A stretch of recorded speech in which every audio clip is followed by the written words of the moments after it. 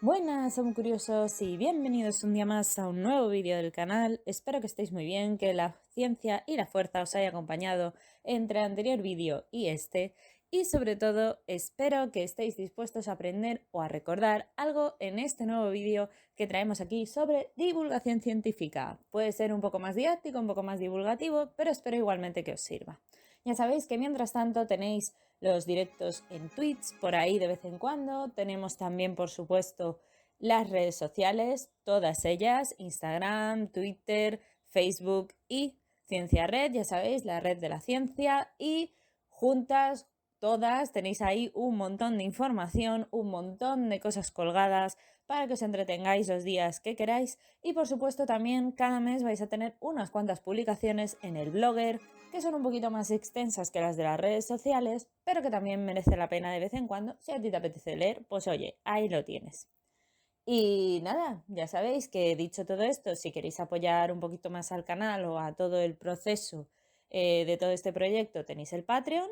Y yo creo que ya está, ¿no? Ya vamos a dejar de hablar de cosas así de marketing y vamos al lío. Vamos al vídeo de hoy. ¡Empezamos!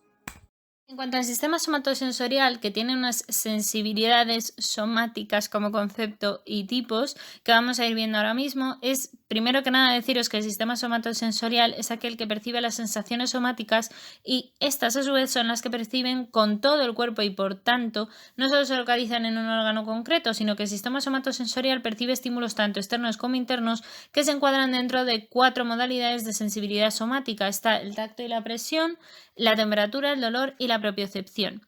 Las sensaciones, por ejemplo, en la piel o las sensibilidades táctiles, cutáneas o tal, se denominan también sensibilidad esteroreceptora. Por tanto, cada centímetro cuadrado de piel cuenta con unas 1500 terminaciones nerviosas especiales que recogen receptores del tacto, de la presión, del dolor y de la temperatura. Es por tanto el órgano, como sabéis, la piel el más grande. La sensibilidad de los tejidos profundos, por ejemplo, es la que viene dada por tejidos profundos como es el caso de las fascias, los músculos o los huesos, y comprende básicamente la presión profunda, como es el dolor, y también la vibración. Y la sensibilidad, por ejemplo, propioreceptora sería aquella que tiene que ver con el estado físico del cuerpo, como las sensaciones posicionales, las tendinosas, las musculares, las originadas en las plantas de los pies e incluso en la sensación de equilibrio, y también en una sensibilidad especial o una sensibilidad no somática. La sensibilidad visceral en cualquier caso es la que deriva de las vísceras del propio cuerpo, que es concretamente las sensaciones de los órganos internos. La localización también de las sensaciones es un punto muy importante que necesita nuestro cerebro saber para poder controlar las situaciones y poder corregir los fallos que haya. Este implica que la localización de un estímulo, por ejemplo táctil, sea transmitido por una unidad sensorial dependiendo de la organización espacial de la proyección neuronal en la corteza cerebral. ¿Y esto qué quiere decir? Que incluyen dos conceptos que tenemos que ver primero, el campo receptor y la inhibición lateral. Por un lado, la unidad sensorial se forma por una neurona aferente, es decir, una neurona que introduce la información desde el medio externo al cerebro, y todos los receptores se asocian con ella.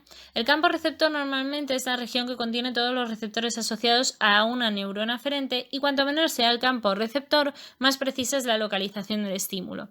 Esto es típico del campo receptor pequeñito y concreto que suelen tener las manos, que tienen una gran discriminación del proceso y, por tanto, de lo que estamos tocando. Mientras que los campos receptores más extensos se suelen encontrar, por ejemplo, en la espalda, que no son tan importantes ni necesitamos tanta discriminación a nivel de identificar qué tenemos o qué nos está contactando.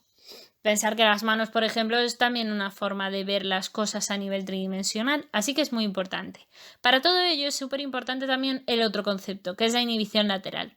Con el fin de localizar mejor la sensación y saber prácticamente todas las vías sensitivas que se excitan y dan origen simultáneamente a señales inhibitorias laterales que se pueden propagar hacia los lados de la señal, excitando o inhibiendo neuronas adyacentes y permitiendo así que este proceso de inhibición lateral, que reside, por ejemplo, en que se bloquee la dispersión lateral de las señales excitatorias, acentúe el grado constante en el patrón sensitivo percibido por la corteza cerebral, favoreciendo, como digo, la discriminación espacial, por ejemplo, en el caso del tacto, que está muy bien visualizado, y según la distancia que tengamos entre los dos puntos que nos tocan, de hecho en la espalda, seremos capaces, según la distancia o la cercanía que tengan, de discriminarlos o no hacerlo. Esto lo podéis hacer muy bien con la mano y con la espalda, ya os digo. Con una mano, con los ojos cerrados, que alguien os toque en dos puntos. En varias veces, de hecho, podéis ver cómo si os tocan en dos puntos, aunque estén muy cerca, en el dedo, en la mano, lo vais a identificar. Y sin embargo, en la espalda no lo identificaréis. Como estén muy cerca esos puntos, no seréis capaces de identificar exactamente dónde os han tocado. Y es por esto, por los campos receptores. Así que si queréis experimentar, solo tenéis que hacerlo, que es muy divertido y es muy interesante cómo es una cosa tan práctica y tan fácil de ver y que muchas veces pues o no nos han explicado o no sabíamos. Yo lo hice en una práctica y la verdad es que me lo pasé muy bien. Las vías sensitivas también para las sensaciones somestésicas son importantes. Participan normalmente hasta 3 tipos de neuronas, por ejemplo la neurona de orden 1 o de primer orden, que es la neurona sensorial, que produce una sinapsis en la médula espinal a la que llega a través de los nervios espinales o los núcleos sensitivos desde el tronco encéfalo al que llega a través de los nervios craneales que hemos comentado previamente. La neurona de segundo orden es la neurona espinal y tiene sinapsis en el tálamo. Y la neurona de tercer orden es la neurona talámica que tiene sinapsis en la corteza cerebral en el área somatoestérica primaria, fundamentalmente donde, como ya hemos comentado, sigue una distribución más topográfica hacia el homúnculo de Penfield. Recordar que, dependiendo de la importancia que tuviera a nivel de la superficie, había más o menos parte de la corteza dedicadas a esas áreas sensitivas. La vía de las columnas dorsales, por ejemplo, que pertenece al sistema nervioso, que creo que ya lo hemos comentado, la vía anterolateral o espinotalámica, que también ya la hemos comentado, y la vía espinocerebelosa, que también la hemos comentado. Estas son las que pueden transmitir una sensibilidad de superficial o profundo, y esta información se debe de manejar, como digo, a nivel consciente e inconsciente. No obstante, la vía espinocerebelosa transmite también información sensorial de los músculos y las articulaciones relacionadas con el movimiento. Por tanto, informa de la posición que es procesada por el cerebelo para poder hacer patrones de ajuste del movimiento. Las fibras sensoriales, en cualquier caso, son importantes porque las fibras sensoriales o sensitivas que transmiten a través de las vías comentadas son las sensaciones somatoestésicas y se clasifican en función de si están o no también mielinizadas y de su diámetro, pudiendo encontrarnos fibras A, que son a su vez alfa, beta, delta y gamma, fibras B o fibras C, que son las amielínicas. Las fibras más rápidas transmiten así la propiocepción del músculo esquelético con el uso muscular, por ejemplo, o las fibras más lentas son las fibras tipo C o amielínicas. Como ya he dicho, en la transmisión de potenciales de acción a través de las vías nerviosas también hay parte motora de la velocidad de la conducción aumentando el diámetro del axón. Asimismo, tenemos que las fibras más gruesas serían las A-alfas y las A-betas, que tienen, en el caso de la alfa, la movilidad y la propiocepción, y en el caso de la beta es gruesa y controla el tacto y la presión. Por otra parte, tenemos las fibras A gamma y A delta, que ya son más delgadas y que se encargan, en el caso de la gamma, la propiocepción y el tono muscular, mientras que la delta se encarga del dolor, el dolor primario y la temperatura concretamente. Las fibras B, por ejemplo, que ya son más amielínicas o prácticamente amielínicas, vemos que son delgadas y pertenecen al sistema nervioso simpático, del cual ya hemos hablado previamente, y por otra parte tenemos las fibras de tipo C, que son las amielínicas y controlan el dolor y la temperatura. Y tanto fibras B como C no presentan receptores específicos, sino terminaciones libres a nivel de receptor. La clasificación de los receptores somatoestésicos implica que haya mecanorreceptores, por ejemplo, con sensibilidades táctiles o cutáneas que tienen terminaciones nerviosas libres, pueden ser terminaciones vulvares, como es el caso de los discos de Merkel, también pueden ser terminaciones de tipo vulvares, las terminaciones en ramillete, las terminaciones de Ruffini o las terminaciones encapsuladas, como es el caso de los corpúsculos de Meissner, los corpúsculos de Krauss o los corpúsculos de Ruffini, u órganos terminales de los pelos, que también existen. Las sensibilidades de los tejidos profundos, sin embargo, llevan terminaciones nerviosas libres, terminaciones vulvares también, terminaciones ramillete, terminaciones de Ruffini, terminaciones encapsuladas como los corpúsculos de Pacini con vibraciones de alta frecuencia y otras variantes, y las terminaciones musculares de los usos musculares y los receptores de los órganos tendinosos como el de Golgi. Los termorreceptores, por su parte, son receptores para el frío, por ejemplo, como los corpúsculos de Krauss o los corpúsculos de Ruffini, que son los receptores para el calor, y tanto para el calor como para el frío se cree normalmente que existen además terminaciones nerviosas libres capaces de detectar descensos y aumentos de temperatura respectivamente. Los nociceptores, como os decía, son terminaciones, en este caso nerviosas libres, que hay zonas que carecen de hecho de nociceptores y por tanto no tenemos sensación de dolor.